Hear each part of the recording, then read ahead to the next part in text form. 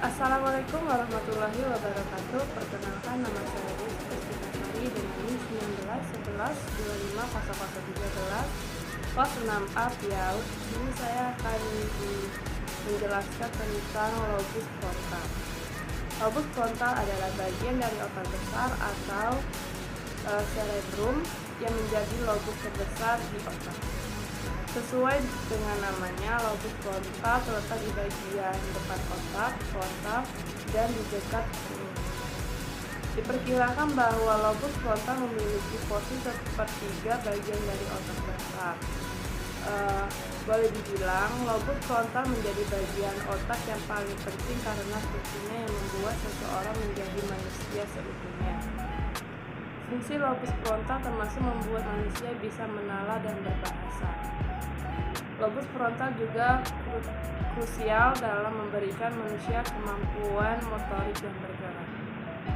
Hal menarik lainnya dari lobus frontal ialah bagian otak ini menjadi area yang terakhir kali untuk berkembangnya dan matang. Bahkan pada beberapa orang, lobus frontal tidak berkembang seutuhnya sampai usia 30 tahunan. Di sini ada pun fungsi lobus frontal yang amat vital. Lobus frontal merupakan bagian otak yang sangat krusial keberadaannya. Fungsi lobus frontal amat vital untuk aktivitas sebagai berikut. 1.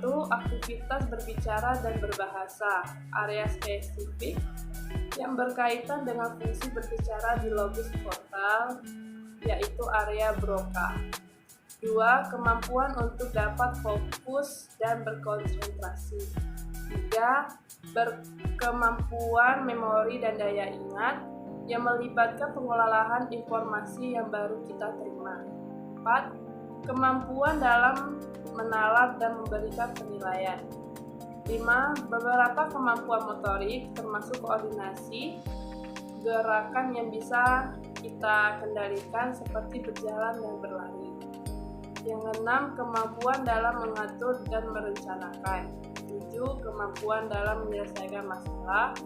8. Mengatur emosi dan suasana hati termasuk dalam memahami emosi orang lain dan pengembangan rasa empati.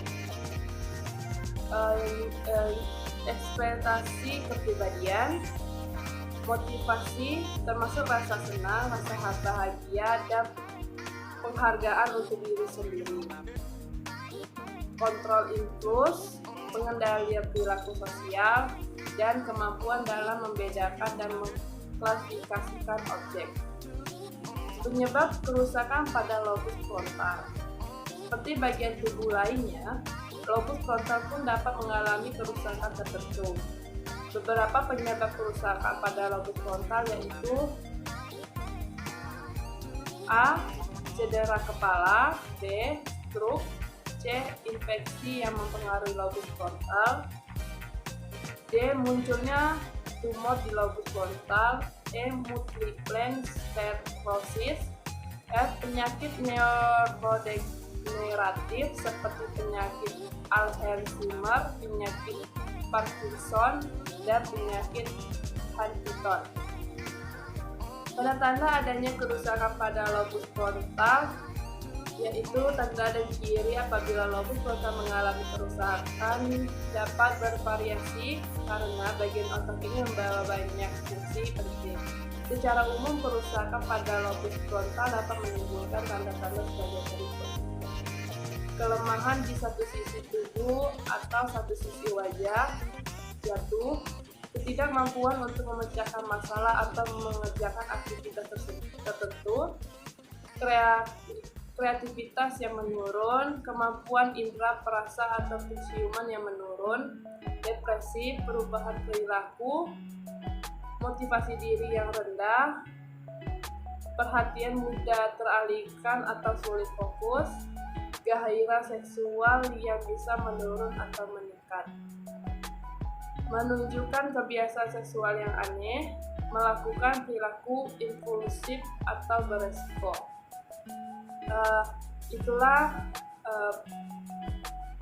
penjelasan dari saya. Apa ada kesalahan dan Maaf bila terjadi. Wassalamualaikum warahmatullahi wabarakatuh. Terima kasih.